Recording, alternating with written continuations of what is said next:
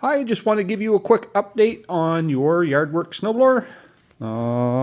So when I've got it back to the shop, I know that you'd said that it would start, but when you engaged the auger, that it would just die. When I got it back to the shop, it would not start at all, no matter what. So I changed your spark plug, checked for spark. It has lots of spark. Removed the intake cover.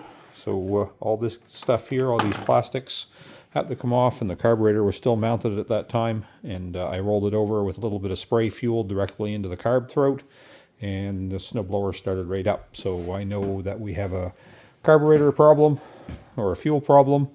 I removed the drain bolt. There's a drain bolt on it, on the side of this, that bolt there, and just make sure that they had fuel into the carburetor and that your line wasn't froze up. Unfortunately, it wasn't something as nice as that, because that is the problem with your carburetor. So we have had water contamination in the fuel. That is what causes that kind of corrosion. And of course, that corrosion's all up inside your carburetor main jet area. So, best fix for this guy, new carburetor. So I will get some pricing for you, and send along an estimate and ETA for when to get this fixed up and ready to blow snow for you again.